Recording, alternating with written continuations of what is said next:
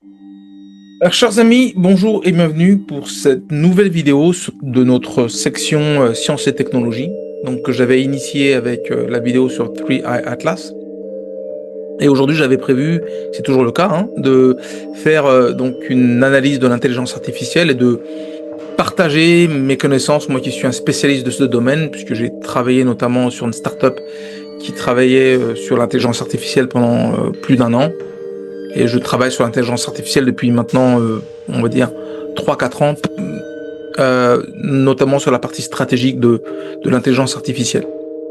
Donc, il est vrai que j'aborde l'aspect sur la bulle spéculative de l'intelligence artificielle, puisque l'intelligence artificielle est souvent présentée aujourd'hui comme la technologie la plus prometteuse de notre époque, ce qui est le cas, mais qui suscite à la fois fascination et inquiétude. Parce que derrière les discours enthousiastes et les annonces plus spectaculaires les unes que les autres, que l'intelligence artificielle dépasse déjà l'intelligence humaine, ou que l'intelligence artificielle pourra mettre en danger la race humaine d'ici quelques années, tout ça c'est totalement fallacieux et totalement, c'est vraiment n'importe quoi. Puisque en fait, c'est une réalité plus complexe et troublante qui se dessine en réalité. Cette vidéo, donc, aujourd'hui, propose de lever le voile sur ce que j'appelle la catastrophe actuelle ou la bulle spéculative de l'intelligence artificielle, en examinant non seulement ses origines et son évolution, mais aussi ses limites techniques, ses enjeux géopolitiques, ses modèles économiques insoutenables et qui sont totalement ridicules, et enfin, les perspectives réalistes d'un futur plus équilibré, qui permettrait de faire avancer la race humaine. Donc nous verrons comment l'intelligence artificielle, telle qu'elle est comprise aujourd'hui, en fait telle qu'elle est souvent comprise aujourd'hui, notamment via les grands modèles de langage qu'on appelle en anglais LLM, Large Language Model, ou GenAI. Ce qu'on appelle GenAI, c'est toutes les applications qui sont disponibles aujourd'hui de manière générale, comme ChatGPT, Perplexity, Claude, Gemini et tant d'autres. Et en fait, pour moi, cette technologie, elle est loin de l'intelligence autonome et dépasse à peine la notion d'un simple moteur de recherche intelligent. Nous analyserons notamment l'ampleur et l'objectif des investissements colossaux qui mêlent enjeux stratégiques et bulles spéculatives aux conséquences potentiellement dramatiques, d'après moi. Et ce qui est déjà le cas, parce que les événements qui ont amené aux investissements massifs qui ont été réalisés dans l'intelligence artificielle a eu un coût économique, a eu un coût sur les travailleurs que nous sommes. Et donc cette dynamique s'accompagne d'une réalité économique paradoxale où licenciement massif et sous-utilisation des infrastructures coexistent, mettant en danger l'équilibre du secteur. Le secteur de la technologie et de l'industrie aujourd'hui est à risque. Et c'est vraiment à risque pas de disparaître, mais d'avoir des ramifications tellement graves que ça aura un impact sur plusieurs années. Pour autant, il ne s'agit pas ici d'un discours fataliste. Nous conclurons sur une vision constructive où l'intelligence artificielle, repensée, mieux maîtrisée, peut devenir un outil d'accélération de potentiel humain et non une menace grâce à des technologies neuromorphiques et des architectures symbiotiques. Donc, ce voyage dans le monde de l'intelligence artificielle nous invite à une vision pourvue avec discernement, mais aussi à utiliser des filtres empreints de réalité en appelant à une réflexion profonde sur le rôle que nous souhaitons donner à cette technologie dans notre société. Et c'est ce que nous allons voir ensemble. Générique.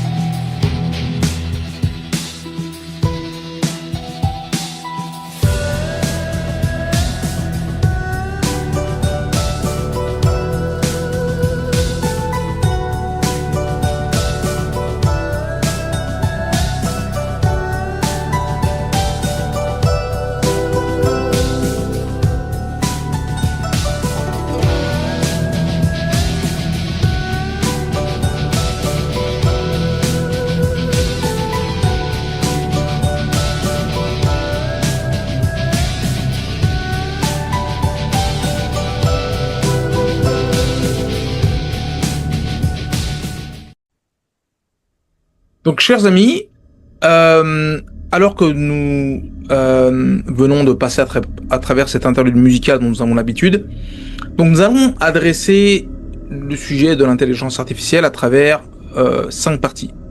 Nous allons commencer tout de suite avec la partie 1 qui sera les origines et l'évolution de l'intelligence artificielle.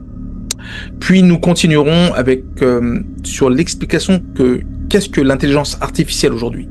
Donc on parle de plusieurs types de sujets qui sont largement abordés aujourd'hui. On parle de LLM, de Large Language Model, donc des modèles de langage large, donc qui se déterminent aujourd'hui à travers des applications qu'on appelle Gen AI, comme on va dire ChatGPT, Claude, Gemini, Perplexity et beaucoup d'autres. Et également l'évolution vers ce qu'on appelle l'intelligence artificielle agentique, okay, qui est très hypothétique, mais dont on parle également. Donc on va regarder quelle est la situation d'aujourd'hui. Maintenant, on va regarder aussi quelle est la géopolitique autour de l'intelligence artificielle et notamment de Gen AI. Okay. Qu'est-ce qu'il en est des 500 milliards de dollars qui ont été promis par le gouvernement américain? Quelles sont les évaluations critiques des promesses faites par Nvidia, Oracle, OpenAI, Meta, Microsoft, AWS et Google? Et qu'est-ce qui se passe avec cette centralisation autour du GPU? Okay, donc on va adresser toutes ces questions. Dans la partie 4, nous regarderons l'impossible modèle économique. Est-ce que ce modèle économique aujourd'hui fait du sens? Et quel impact cela a-t-il pu avoir sur l'économie de manière générale, sur les travailleurs que nous sommes, mais également qu'est-ce qui se passe aujourd'hui? Et nous regarderons en partie 5 le futur de l'intelligence artificielle. Et ça, c'est des choses sur lesquelles moi j'ai beaucoup plus travaillé, c'est quel est le futur en se basant sur les limitations d'aujourd'hui. Et puis, naturellement, nous aurons nos conclusions.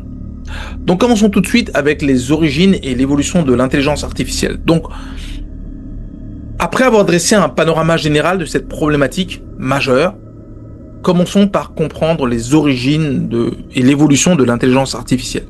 Donc, vous connaissez mon envie de toujours revenir dans le passé, regarder l'histoire comme un révélateur, comme un filtre révélateur. Effectivement, depuis l'Antiquité, l'humanité nourrit un rêve fascinant, créer des machines capables de penser ou d'agir à notre place. Une figure emblématique de cette aspiration est Talos, un géant de bronze animé par la mythologie grecque, forgé par le dieu Héphaïstos. Talos avait pour mission de protéger l'île de Crète, en patrouillant ses côtes et en repoussant les intrus, fonctionnant ainsi comme un automate protecteur capable d'agir sans intervention humaine directe. Ce mythe illustre comment les hommes depuis toujours ont imaginé des mécanismes puissants et autonomes préfigurant l'idée moderne de ce que l'on appelle aujourd'hui l'intelligence artificielle. L'essor réel de l'intelligence artificielle commence cependant au XXe siècle, avec l'invention des premiers ordinateurs programmables.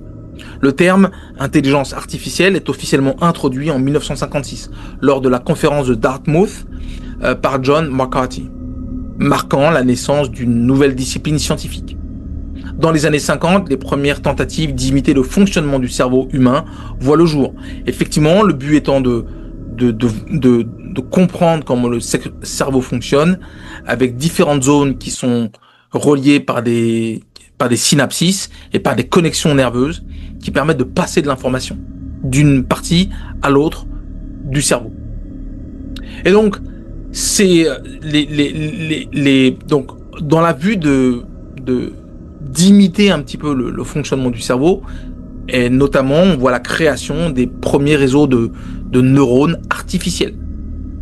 Parmi ces premières machines, le Stochastic Neural and Analog Reinforcement Calculator, qu'on appelle également SNARC, conçu en 1951 par Marvin Minsky et Did Edmonds, est souvent considéré comme la première forme d'intelligence artificielle. En 1950, Alan Turing pose une question fondamentale. Les machines peuvent-elles penser? Et propose ce qui deviendra le test de Turing. Encore aujourd'hui, un concept clé pour évaluer l'intelligence des machines. Ce test souligne la quête de simuler l'intelligence humaine dans les programmes informatiques. Tout au long des décennies suivantes, la recherche progresse avec des étapes marquantes. Le développement du machine learning ou l'apprentissage automatique, où les ordinateurs apprennent des données qui leur sont données. Donc, l'expérience qui leur est donnée, c'est à travers les données que l'on partage avec eux, les images, les vidéos éventuellement, mais également le langage. Et donc, on voit l'émergence des réseaux neuronaux profonds à partir des années 2010, bénéficiant de la puissance accrue des processeurs graphiques et des événements emblématiques comme la victoire du système Deep Blue d'IBM sur le champion d'échecs Garry Kasparov en 1997. Donc, si vous pouvez voir à l'écran, par exemple maintenant, c'est effectivement cette représentation. Donc, vous avez un ensemble qui s'appelle l'intelligence artificielle. Puis, vous avez ce que l'on appelle le machine learning, qui est un sous-élément de l'intelligence artificielle qui utilise des algorithmes avancés pour détecter des formes de récurrence dans des données, dans des larges éléments de données, qui permettent en fait aux machines d'apprendre et de s'adapter. Puis vous avez le deep learning, qui est aussi un sous-ensemble du machine learning, qui utilise en fait les réseaux neuronaux afin de faire du processing de données et des tâches analytiques relativement complexes. Puis de là découle un autre élément qui est beaucoup plus une application du machine learning qui s'appelle donc generative AI, donc l'intelligence artificielle générative, qui sont notamment des applications comme je le disais ChatGPT, Perplexity, Gemini, Claude, mais également toutes autres applications qui existent dans le domaine et qui sont basées sur des Large Language Model, LLM, donc des modèles de langage large qui sont des modèles de machine learning qui ont la capacité de comprendre, d'analyser et de générer du texte du langage humain dans différentes langues. Et donc c'est ça ce que l'on appelle les différents types de modèles d'intelligence artificielle. En fait, cette évolution constante reste cependant liée à des limites humaines. Les données qui leur sont transmises. Les données qui sont transmises sont des données qui sont, je veux dire, pourvues par des humains, pensées par des humains, et qui sont, mais qui peuvent être aussi générées par d'autres, je veux dire, agents d'intelligence artificielle qui peuvent fournir des données de manière plus conséquente à des systèmes de Large Language Model, des LLM, donc qui sont basés sur une base de machine learning. Mais l'humain est à la conception et à la supervision des systèmes. Les données que nous lui passons sont déterminées par les humains. Ainsi, même après des progrès impressionnants, et on ne peut pas nier que ce sont des progrès impressionnants, l'intelligence dite, ce système artificiel que l'on appelle intelligent, reste avant tout une création dérivée de l'ingéniosité et des contraintes de ses concepteurs, donc nous. Donc il est basé sur les mêmes, on va dire, les mêmes limitations qui sont les nôtres. Quand il a une pensée, je veux dire, subjective sur un domaine, il amènera sa subjectivité à ce modèle. L'objectivité est très difficile à atteindre pour un être humain parce que nous sommes définis selon notre expérience. Et avoir cette position objective est très difficile. Donc, maintenant, nous allons attaquer sur la partie 2. Alors, chers amis, maintenant, nous allons passer à la partie 2. Donc, qu'est-ce que l'IA aujourd'hui? LLM, GenAI et l'IA ou l'intelligence artificielle agentique qui est largement hypothétique. Donc, comme nous avons pu le voir dans la partie 1, si le parcours historique nous éclaire sur la construction progressive de l'intelligence artificielle, qu'en est-il de son état actuel? Alors, nous allons nous pencher maintenant sur les langages, sur les modèles de langage géants, donc les LLM, Large Language Models, et leur fonctionnement réel, qui sont bien loin des idées reçues. Aujourd'hui, quand on parle d'intelligence artificielle, on parle souvent de modèles de langage à grande échelle, ou LLM. Ces modèles, tels que ChatGPT, comme je le disais, Claude, Perplexity et d'autres, sont des systèmes d'intelligence artificielle basés sur l'apprentissage profond, donc le deep learning, entraînés sur d'immenses volumes et données contextuelles. Données contextuelles, ça peut être aussi des photos, des images et autres. Malgré leur capacité impressionnante à générer du texte fluide et cohérent, il est crucial de comprendre que ce que nous appelons l'intelligence artificielle n'a en réalité aucune intelligence, au sens humain du terme. Car nous utilisons notre expérience, l'accumulation de connaissances pour développer des analyses. Ces modèles fonctionnent essentiellement sur des mécanismes statistiques et probabilistes. Donc ils prédisent la prochaine séquence de mots la plus probable en fonction des données sur lesquelles ils ont été entraînés. Donc ce qu'ils font, c'est des probabilités sur quels sont l'enchaînement de réponses qui peuvent correspondre. Donc ils ne comprennent pas, n'ont pas de raisonnement comme l'aurait un humain. Ils répètent et recombinent des combinaisons d'approches qui sont apprises sans réelle conscience ni réel niveau de cognition. Donc il n'y a pas de raisonnement ou d'analyse profonde, juste une répétition. Donc le processus clé qui sous-tend ces LLM est un cycle itératif entre l'apprentissage, qui est ce qu'on appelle le training, et le chargement du résultat du training qu'on appelle inference. Pendant la phase de training, le modèle ingère et assimile des milliards de mots, des données différentes, variées, comme des images, des vidéos, ajustant ses paramètres internes pour réduire les erreurs sur des tâches de prédiction linguistique, mais également sur des analyses d'images qui lui permettent d'avoir une analyse relativement large. En phase d'inference, il utilise ces paramètres pour générer des réponses aux questions ou commandes données, ce qu'on appelle des prompts en anglais, en s'appuyant uniquement sur ce qu'il a appris et non sur une compréhension contextuelle ou profonde.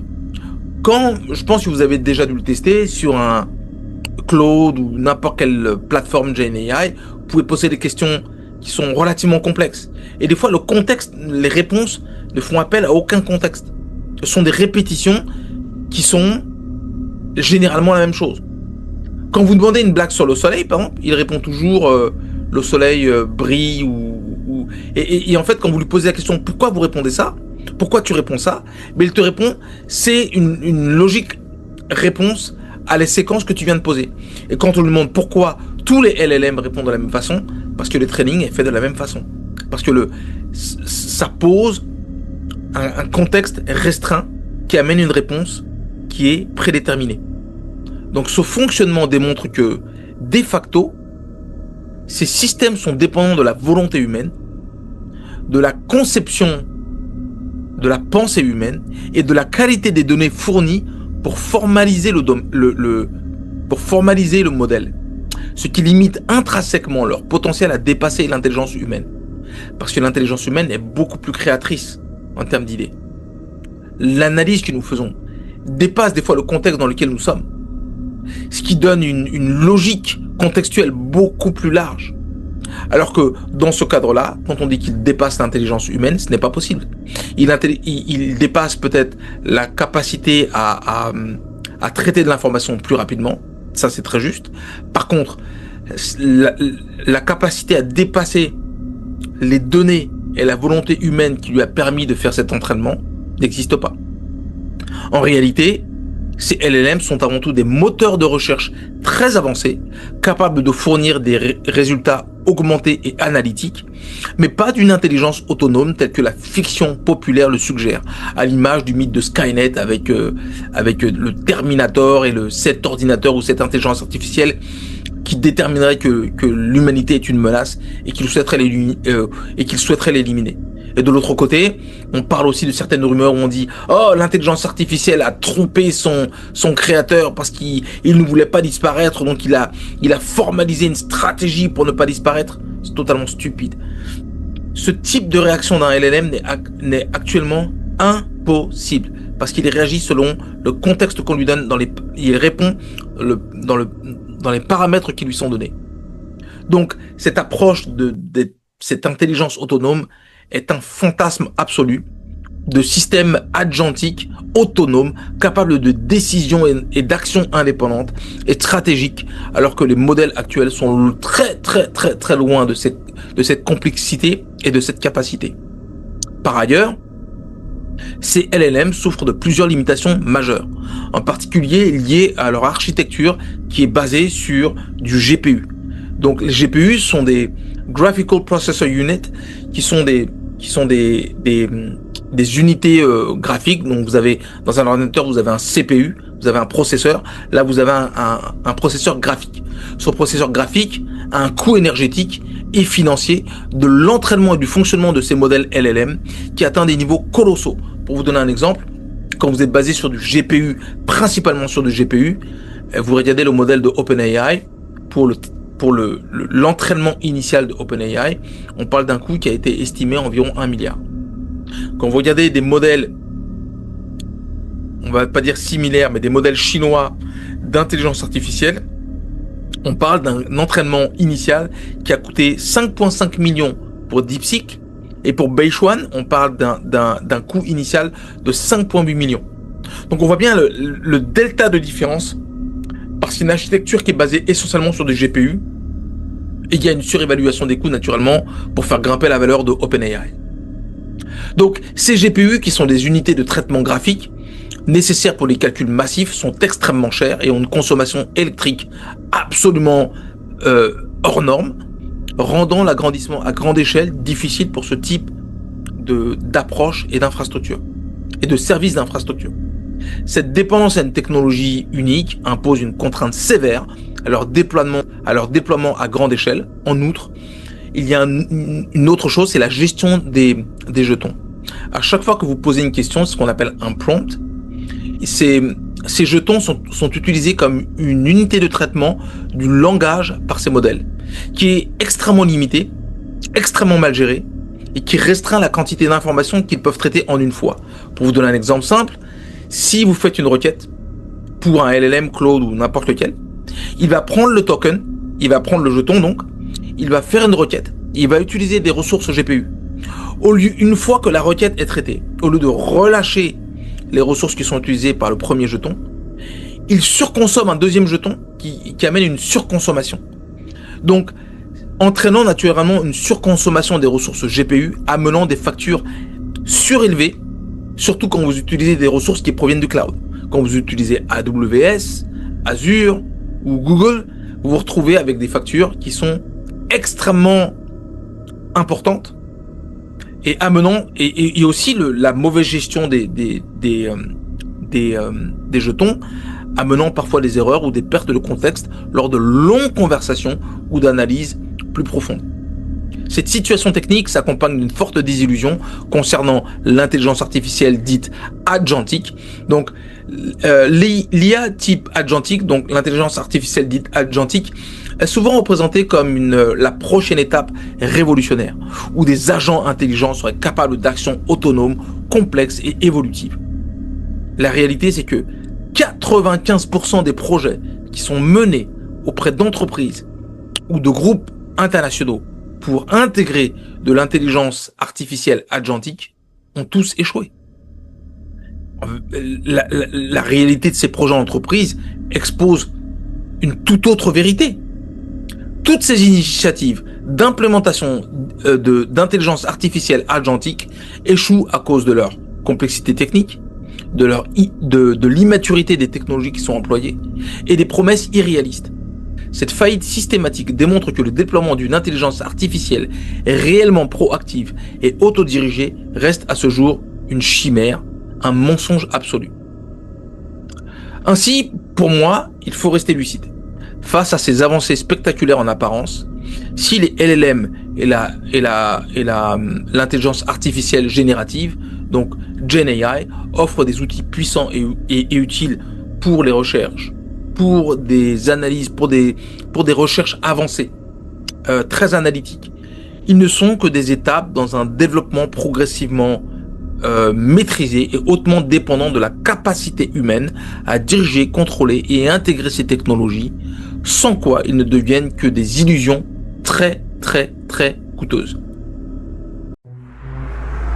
Chers amis, maintenant nous attaquons la partie 3 de notre revue sur la bulle spéculative ou le désastre de l'intelligence artificielle. Donc effectivement, dans cette partie 3, nous allons regarder la géopolitique de l'intelligence artificielle et notamment de GenAI. Donc à l'heure où ces technologies se déploient, notamment l'intelligence artificielle agentique, avec des échecs retentissants, puisqu'on va dire que les estimations sont qu'entre 95 et 98% des tentatives de déploiement se soldent par des échecs cuisants. Toutefois, comme vous le voyez à l'écran, toutes ces compagnies ou cette bulle spéculative ou ces 3 bulles spéculatives que l'on retrouve et qui se nourrissent les unes des autres suscitent aussi de grands enjeux géopolitiques et financiers. Donc, comme vous pouvez le voir à l'écran, il y a effectivement les compagnies qui pourvoient des infrastructures physiques ou hardware pour supporter à la fois les plateformes de développement ou les modèles fondationnels. Les modèles fondationnels, c'est toutes les applications qui représentent les compagnies qui pourvoient les applications que vous utilisez de manière quotidienne autour de GenAI. Okay? Donc, ça peut être Meta, Anthropic, ChatGPT, Claude, Gemini et d'autres. Certains se situent entre les deux pour voir à la fois les infrastructures physiques comme Nvidia, mais également du software. Et d'autres sont situés entre les 3. Et le plus représentatif de cela est Google, qui est à la fois une entité qui pourvoit des infrastructures hardware avec des innovations très importantes dans ce domaine-là, mais également qui offre des plateformes de développement, mais également des modèles fondationnels. Le modèle fondationnel Google, par exemple, c'est Gemini. Okay? Et dans l'infrastructure physique, il propose des nouvelles approches autour de TPU, NPU, qui sont très intéressantes. Donc effectivement, il faut prendre tout cela en considération et comprendre que ces trois silos de l'intelligence artificielle représentent une bulle globale. Okay. Donc explorons ensemble les coulisses des investissements colossaux et les implications stratégiques mondiales. L'un des éléments clés à comprendre dans l'écosystème actuel, donc cet écosystème composé de ces 3 composantes majeures, les infrastructures physiques, les plateformes de développement et les modèles fondationnels.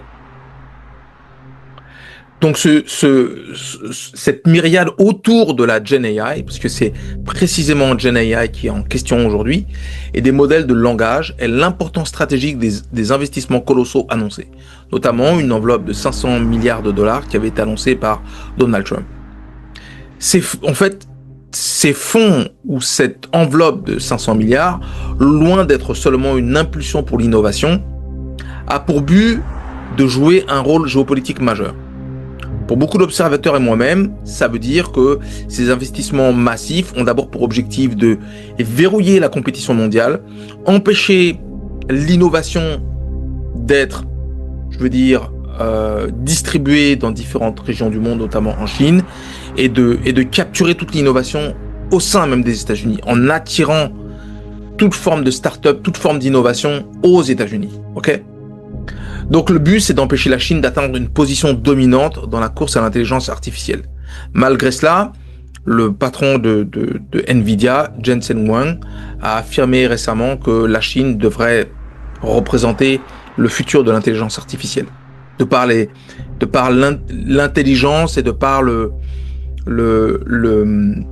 l'approche, raisonnable qui en est tirée à la fois du contenu technologique qui est très intéressant, mais également du coût relativement moindre par rapport à des compagnies comme Meta, OpenAI ou bien xAI d'Elon Musk. En d'autres termes, quand on prend cette situation des 500 milliards et la volonté de capturer toute forme d'innovation aux États-Unis, en d'autres termes, c'est un usage stratégique des dépenses publiques et privées pour verrouiller un avantage technologique et économique dans un contexte de rivalité internationale intense. On peut voir la tentative avec la guerre en Ukraine d'affaiblir la Russie. On peut voir la tentative de maintenir Taïwan comme étant indépendant et loin de la Chine, alors que parce que effectivement des compagnies comme TSMC, qui sont des compagnies taïwanaises, qui sont des pourvoyeurs en termes d'infrastructures physiques pour faire ce qu'on appelle des GPU ou bien des CPU des éléments d'unité de traitement très importantes pour tout ce qui touche à l'intelligence artificielle ou tout ce qui touche à la recherche au niveau quantique. Ok. Et donc, cependant, ces montants gigantesques soulèvent aussi des questions éthiques et économiques importantes.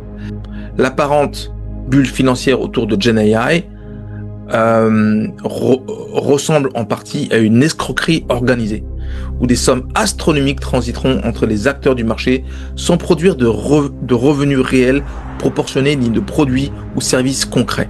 Donc il n'y a pas de services ou de produits à valeur ajoutée qui soient proposés. En fait, ce que l'on voit, ce sont des échanges extrêmement importants, comme vous pouvez le voir ici entre OpenAI, Microsoft, et on parle de plusieurs centaines de milliards qui sont distribués entre différentes entités. Donc vous voyez que par exemple OpenAI fait des commitments envers Oracle à des logiques de 300 milliards, fait aussi un commitment autour de AMD pour acquérir environ 160 millions de shares pour environ 10 milliards. On voit également des investissements colossaux qui sont faits par Microsoft, qui investit massivement dans OpenAI à des niveaux très très importants. Et on voit toute une bulle en fait qui est effectuée et le passage de fonds. Alors, ce sont des annonces. Ça ne veut pas dire que réellement il y a quelque chose de concret qui se passe, mais les annonces permettent la valeur des stocks de monter et d'ajouter une valeur qui s'appelle virtuelle. Okay. Donc cette dynamique crée en fait un déséquilibre flagrant entre investissement massif et intérêt réel des entreprises utilisatrices. Effectivement, les entreprises ne payent pas ce type de service. Aujourd'hui, il est estimé qu'entre 95 et 97% des utilisateurs de ChatGPT ne payent pas pour ChatGPT, l'utilisent de manière gratuite. Donc, il subsiste une très faible adoption en entreprise pour la majorité des technologies autour de GenAI qui sont proposées, notamment dans le segment des petites et moyennes entreprises, privées d'accès à ce type de service à cause du coût élevé et du manque d'applications adaptées à leurs besoins. D'une part parce que le coût d'entrée est extrêmement important. Le coût d'entrée est aujourd'hui estimé entre 1 et 2 millions de dollars pour une compagnie pour investir dans tout ce qui est GenAI ou tout ce qui est agentique, avec des applications ou des méthodologies qui ne sont pas adaptées pour les petites, moyennes ou même grandes entreprises. Parce que le coût est trop cher. Il y a un coût surélevé à cause du manque d'outils ou d'outils qui sont défaillants, comme la gestion des jetons, comme je le disais dans la partie précédente. Le cas le plus emblématique de cette bulle spéculative, comme je le disais, c'est la position d'OpenAI. Cette compagnie, celle de Sam Altman, qui a créé ChatGPT. Cette organisation s'est engagée sur une planification d'investissement matériel d'infrastructure cloud d'une échelle inédite, estimée à 1150 milliards. Donc on parle de 1,15 trillion de dollars sur la période entre 2025 et 2035. Ces engagements se répartissent auprès d'acteurs comme Broadcom pour 350 milliards, Oracle à hauteur de 300 milliards, Microsoft à hauteur de 250 milliards, Nvidia à hauteur de 100 milliards, AMD à hauteur de 90 milliards, ainsi qu'Amazon, AWS et CoreWeave pour des dizaines de milliards respectivement. Pourtant, malgré cette débauche ou cet engagement d'investissement massif, les revenus cumulés d'OpenAI, d'après les évaluations, ne dépassent guère 13 milliards. Moi, d'après mes calculs, ça atteint à peine 9 milliards. Et en poussant vraiment le bouchon très loin. Je pense qu'on ne peut pas que les revenus générés par OpenAI ne dépassent à peine 7 milliards, de mon point de vue. Eux affirment 13 milliards, mais 13 milliards ne permet pas de pouvoir dépenser 1,15 trillion de dollars. Et pourtant, ce sont les commitments qui sont réalisés, qui permettent une valorisation, largement exagérée d'OpenAI, qui n'est pas une compagnie publique, mais malgré cela, qui amène une valeur évaluée d'OpenAI à une estimation de 500 milliards, ce qui ne fait absolument aucun sens. Ce décalage illustre en fait une distorsion financière extrême qui alimente la spéculation boursière et donne l'apparence d'un marché florissant, tandis qu'en réalité, la création de valeur est beaucoup plus limitée.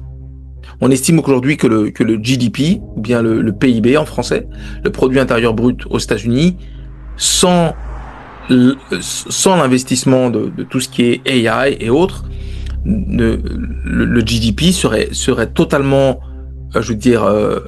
à plat, à hauteur de 0,1%. Donc il n'y a pas de progression aux États-Unis, hormis cette spéculation débridée de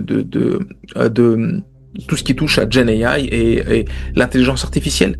La question cruciale qui demeure: que se passera-t-il lorsque cette maison de cartes financière s'effondrera?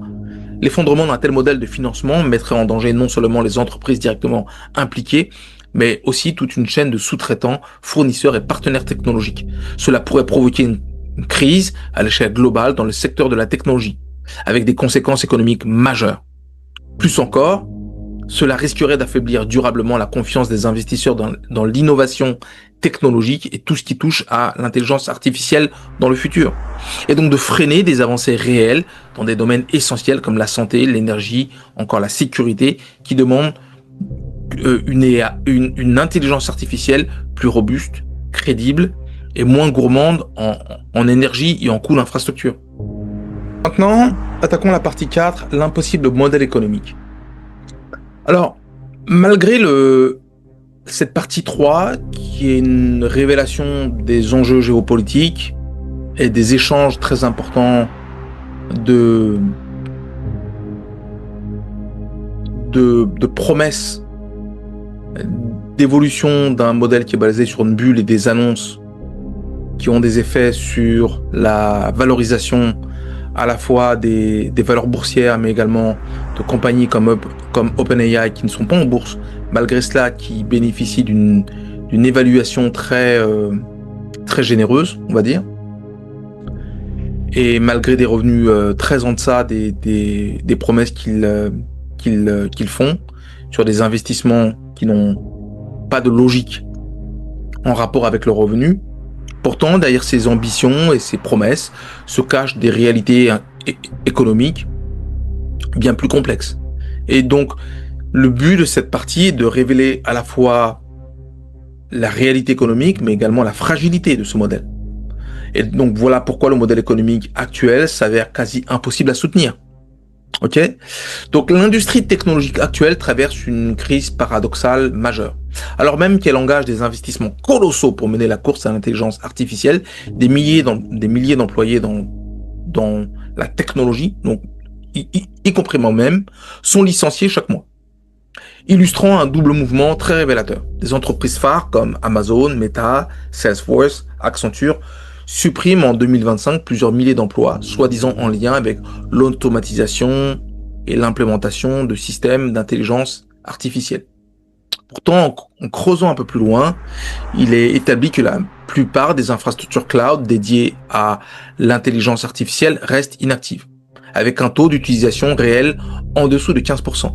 Ça veut dire qu'on a fait des investissements majeurs pour permettre aux entreprises de bénéficier de l'intelligence artificielle, d'avoir des infrastructures cloud qui permettent l'arrivée d'une consommation par les entreprises de manière majeure, sauf que 85% des ressources qui sont mobilisées pour cela restent inactives. Simplement 15%, et ça c'est une estimation qui pour moi est même très généreuse. Certaines de ces estimations font même part de 11 à 12% d'utilisation, partielle. Et c'est pas constante, c'est de manière partielle, parce qu'on prépare des modèles, on finalise des modèles, donc les gens qui sont censés vendre ces modèles-là aux entreprises travaillent sur des infrastructures qui sont utilisées. Mais très très très peu de clients consomment ces services-là. Cela signifie que la majeure partie de ces investissements et capacités massives est simplement sous-exploitée, ce qui remet profondément en question la viabilité économique de ce modèle. Par ailleurs, ce modèle manque cruellement d'un socle solide de services ou produits concrets, comme je le disais, qui justifierait ces montants intermittents échangés, souvent sous forme d'engagements financiers et contrats, sans contrepartie commercialement tangible.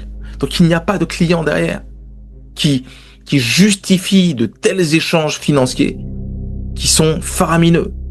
Il est estimé que 95% des clients d'acteurs clés comme OpenAI, par exemple, ou d'autres opérateurs de LLM, donc Claude, Gemini et autres, ne sont pas en réalité prêts à payer pour utiliser les capacités de la GenAI.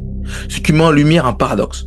L'échange de centaines de milliards d'euros, de dollars ou de dollars canadiens s'opère sans qu'un véritable marché économique stable et durable ne soit constitué en arrière-plan. Donc il n'y a rien pour soutenir ces échanges fiduciaires ou financiers, il n'y a rien pour les soutenir. Il n'y a pas de clients, il n'y a pas de soutenance de produits ou de services qui génèrent suffisamment d'argent pour soutenir ces échanges financiers. Donc ce phénomène ressemble plus à une bulle spéculative où la valeur repose sur des promesses que sur des réalisations tangibles. Donc je fais une promesse, ma valeur monte et donc mes actions prennent de la valeur. Donc si je revends mes actions à ce moment-là, ça me permet de générer beaucoup d'argent très vite. Cette dynamique ressemble à un jeu de plateau où des annonces spectaculaires déplacent les pièces financières, décuplant temporairement la valeur des actions en bourse sans qu'aucune action réelle ne soit nécessaire ou même effective. C'est-à-dire, je fais une promesse, elle génère de la valeur, mais rien n'est fait en réalité. C'est-à-dire que je fais une annonce de 300 milliards, mais rien n'est fait en réalité. Il n'y a pas d'échange de matériel, il n'y a pas d'échange réel. Ce sont juste des annonces vides. Un exemple emblématique est celle de l'annonce faite par OpenAI concernant l'acquisition supposée de 10% d'AMD. D'AMD, c'est ceux qui font des CPU et des GPU également, qui sont en compétition avec Nvidia. Cette seule annonce suffit à faire exploser la valeur boursière d'AMD, tandis que le véritable échange commercial ne se concrétise tout simplement pas au niveau escompté. Ce type de manœuvre génère ainsi une valeur virtuelle, comme je le disais, déconnectée des réalités opérationnelles et sans contrôle approfondi du marché ou des régulateurs. Parce que les régulateurs ne vérifient rien. Ils enregistrent juste des échanges ou des promesses qui permettent d'accentuer une valeur et de générer que des gens investissent en bourse de manière encore plus massive, que plus de transactions prennent place. L'accumulation de ces faits illustre un modèle économique loin d'être soutenable à moyen terme. La pression financière pousse les sociétés à licencier massivement pour contenir leurs dépenses, ainsi que leurs ressources investies dans l'intelligence artificielle restent sous-utilisées ou destinées à des projets à haut risque et faible rentabilité immédiate. Ce modèle met en péril l'emploi et crée une distorsion entre la perception médiatico-financière et la réalité économique, risquant de provoquer un éclatement brutal de la bulle spéculative et un recul significatif dans le domaine de l'innovation autour de l'intelligence artificielle. Ça veut dire que, par définition, quand cette bulle spéculative va imploser, parce que c'est pas possible qu'elle continue de la sorte, quand elle va imploser, ça va créer une telle distorsion que les pertes vont être si massives que des investisseurs qui étaient très intéressés par l'intelligence artificielle et autour des mensonges qui ont été dits autour de l'intelligence artificielle, comme quoi cela dépassait l'intelligence humaine largement, vont être extrêmement réticents dans le futur à investir à nouveau dans l'intelligence artificielle, vu qu'ils ont été, on va dire, brûlés. Donc, chat échaudé craint l'eau chaude. Donc, effectivement, dans ce cas-là, l'intelligence artificielle prendra un retard significatif avant de pouvoir prendre vraiment un essor qui soit véritablement concret et vraiment valorisant pour l'amélioration de l'humanité ou des entreprises de manière générale. Alors, chers amis, attaquons maintenant la partie 5 qui est le futur de l'intelligence artificielle. Alors, malgré ce que je dresse comme portrait qui est relativement pas très, reluisant, pour moi, tout n'est pas perdu. Il existe des pistes prometteuses, ce sur quoi moi j'ai travaillé dans le passé, dans un passé relativement proche. c'est l'intelligence artificielle neuromorphique. Donc ça fait partie de ces pistes prometteuses pour un futur plus équilibré et plus harmonieux, je dirais. Découvrons ensemble quelles évolutions technologiques pourraient véritablement transformer l'intelligence artificielle.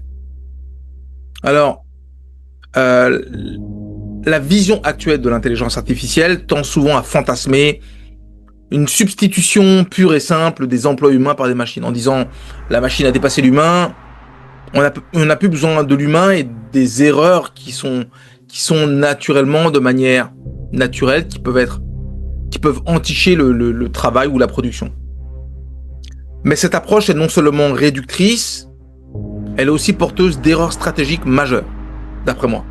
L'intelligence artificielle dans un futur réaliste et pragmatique doit plutôt être envisagée comme un outil d'accélération, de progression de la productivité, un levier permettant aux humains de rester maîtres des décisions cruciales, des orientations des recherches, des conclusions apportées, tout en déléguant à l'IA les tâches plus répétitives ou analytiques à grande échelle.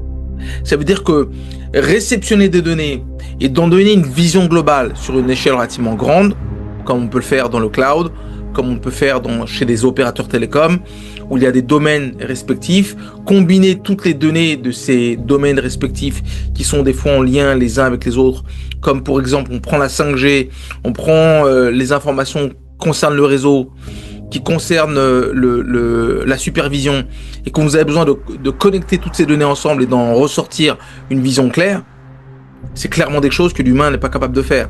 Donc là, utiliser des modèles à grande échelle qui sont capables de donner une vision claire de tout cela a un sens. Ok ? Les opérateurs aussi considèrent encore que les décisions opérationnelles doivent être prises en boucle ouverte, dans ce qu'on appelle open loop en français. Donc, ce qui définit que open loop, ça veut dire j'ai l'information, mais l'humain est en charge de prendre la décision. Plutôt qu'en boucle fermée, qu'on appelle close loop, ou une automatisation complète gérée par l'intelligence artificielle pourrait agir directement sans supervision humaine, mais en prenant directement des décisions.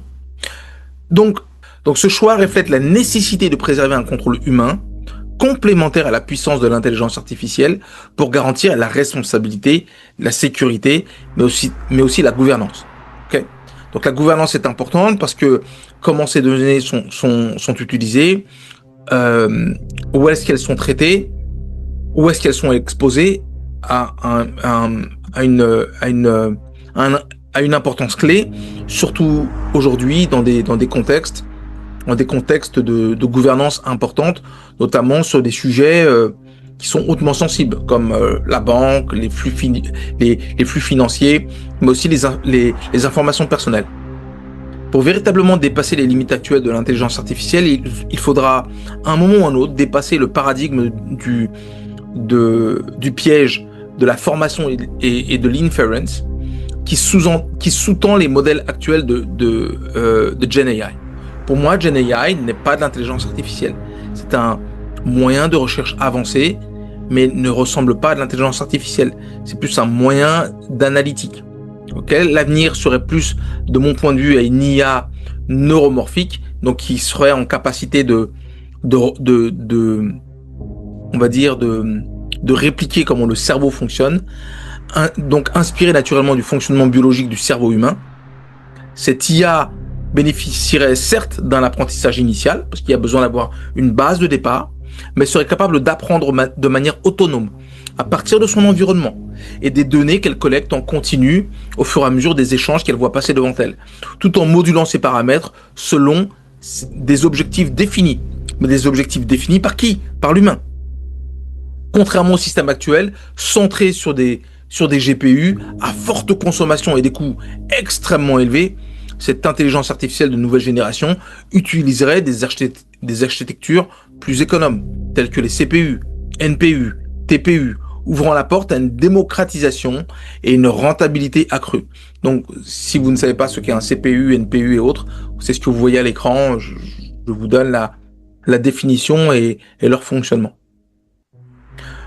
De plus, cette intelligence artificielle de nouvelle génération, elle ne dépendrait plus uniquement de prompt.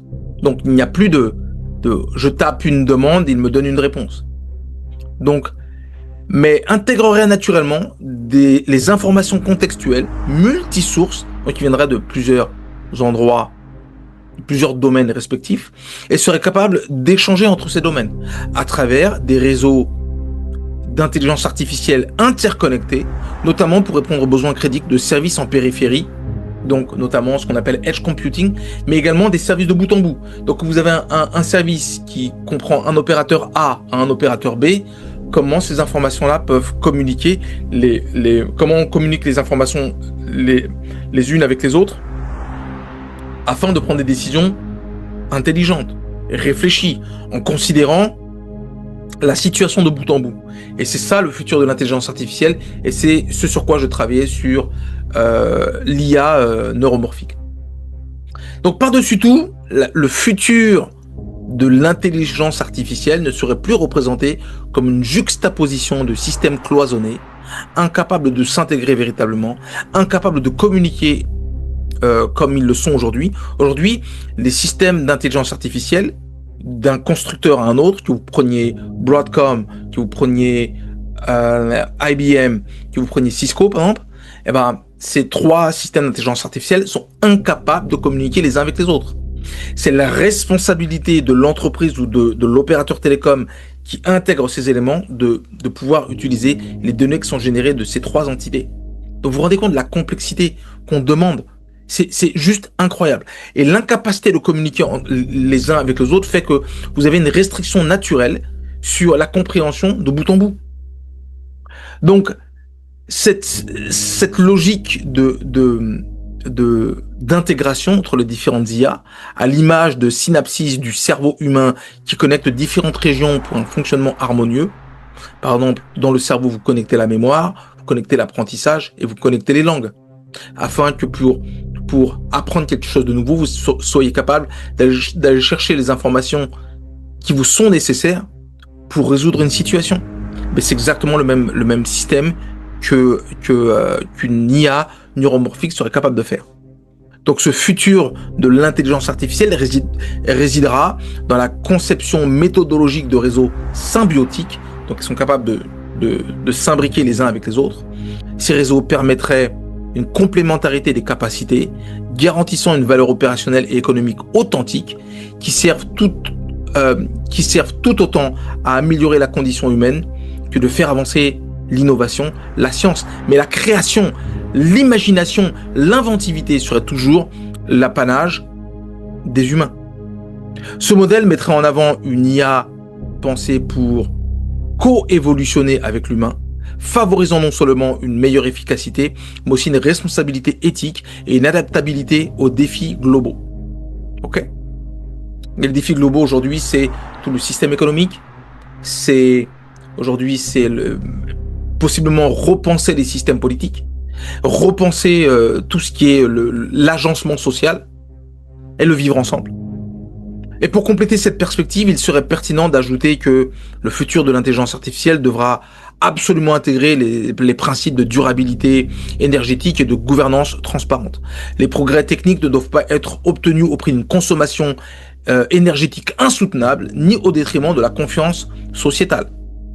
L'utilisation de technologies neuromorphiques associées à une réglementation bienveillante, il y a des cadres d'utilisation, on va dire, plus éthiques et aussi rigoureux, pourrait offrir un équilibre durable dans lequel la création humaine, l'inventivité humaine pourrait être associée à la capacité de calcul et la capacité d'analyse qui proviendrait de l'intelligence artificielle.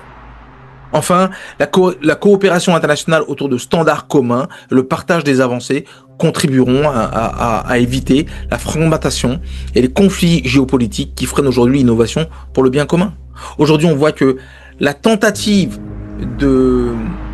d'ostraciser la Chine par rapport aux États-Unis, par rapport aux investissements qui sont réalisés et d'attirer un maximum d'innovation aux États-Unis crée une distorsion entre différentes approches où on voit une exagération des coûts qui sont mis en avant par OpenAI, qui clame que $1 milliard a été nécessaire pour faire l'entraînement de ChatGPT, alors que DeepSeek l'autre IA chinoise qui existe sont largement plus avancées que celles de ChatGPT pour un coût qui n'a rien à voir. On parle de 5 millions de dollars de training initial. On part qu'au fur et à mesure du training, de l'IA générative créée par DeepSeek, on parle d'un coût autour de 20-25 millions de dollars. OpenAI clame des coûts qui sont irréalistes. On parle de coûts d'1 milliard. Ça n'a aucun sens. Donc maintenant, sur ce, nous allons passer à la conclusion. Alors, chers amis, nous atteignons notre conclusion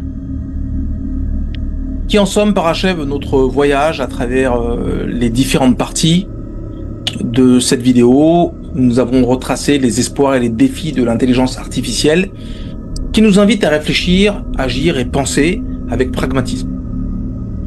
Donc, en termes de synthèse finale, je pourrais dire que l'épopée actuelle de l'intelligence artificielle, portée par les modèles LLM, Large Language Model et GenAI, ou intelligence artificielle générative, est un mélange complexe d'ambitions technologiques, de rivalité géopolitique, comme on a pu le voir, et de spéculation financière. Cette course effrénée, débutée bien avant aujourd'hui, est en grande partie caractérisée par une dépendance aux infrastructures coûteuses et énergivores centrées sur des GPU, ainsi que par un modèle économique fragile qui s'appuie davantage sur les annonces spectaculaires que sur des produits et services réellement adoptés et voulus par le marché. Sans ces mouvements spéculatifs autour de l'intelligence artificielle générative ou GenAI, avec leurs milliards de dollars mis en avant dans des accords et investissements parfois irréels, la croissance du PIB américain en 2025 aurait été presque nulle, estimée à seulement 0,1% selon des analyses économiques récentes, notamment celle de Barclays dans investing.com. Cela souligne en réalité à quel point la valeur perçue par ces annonces écrase la valeur réelle produite dans l'économie. Cet effet de bulle spéculative est particulièrement palpable chez OpenAI, les créateurs de ChatGPT. La figure de proue de cette évolution qui a promis plusieurs centaines de milliards d'investissements en matériel auprès d'acteurs tels que AMD, Nvidia, Oracle et d'autres, et qui se retrouvent à demander une aide financière au gouvernement américain après avoir promis pour 1,15 trillion de dollars. Donc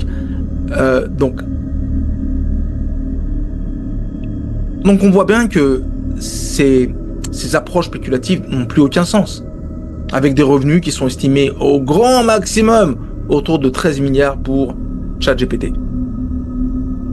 Microsoft, principal investisseur avec environ un tiers des parts d'OpenAI, a discrètement publié dans son dernier rapport trimestriel une perte de 4,1 milliards de dollars sur cet investissement, traduisant une brûlure de liquidité d'environ 12,6 milliards en un seul trimestre, car il a fallu, accompagner une création d'infrastructures pour permettre à l'intelligence artificielle d'être consommée, que personne ne consomme aujourd'hui. 85% des ressources qui sont dédiées à l'intelligence artificielle sont aujourd'hui non utilisées. Et pour ce faire, il a fallu renvoyer des centaines de milliers de personnes.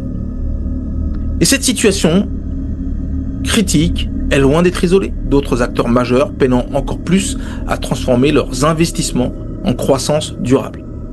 Face à ce constat, il est clair que le futur de l'intelligence artificielle ne peut reposer sur cette logique spéculative et énergivore. Il faut comprendre qu'on parle de AI factories, donc d'usines d'intelligence artificielle qui consommeraient plus que la ville de New York.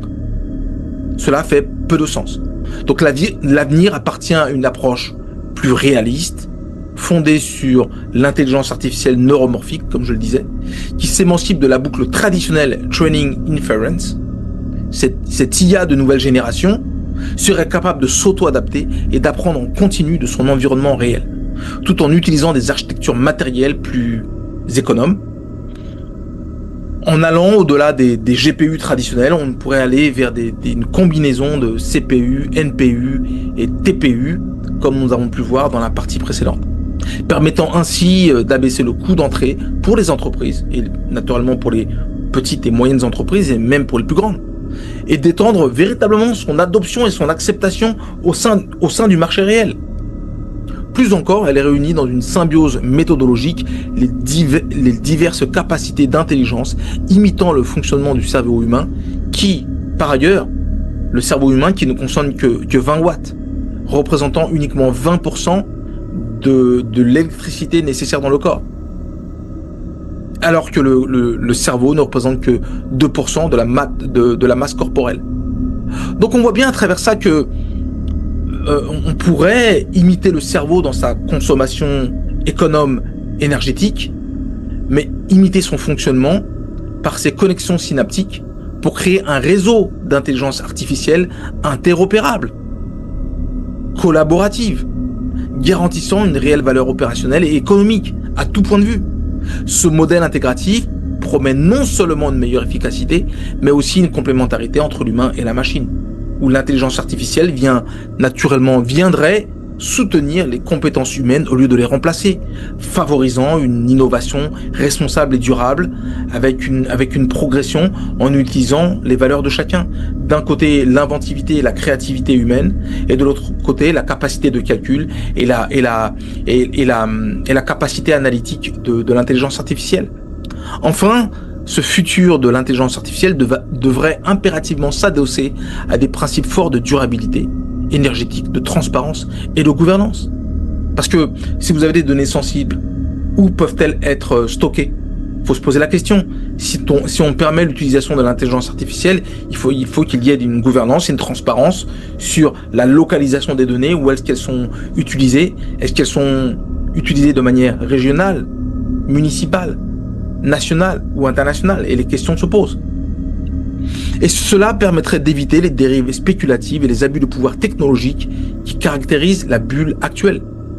Seule une coopération internationale sincère et une véritable collaboration entre les différentes régions et pays et une réglementation éclairée permettront de construire cette nouvelle ère où l'intelligence artificielle deviendrait un véritable levier au service du progrès humain et non un simple objet de spéculation financière.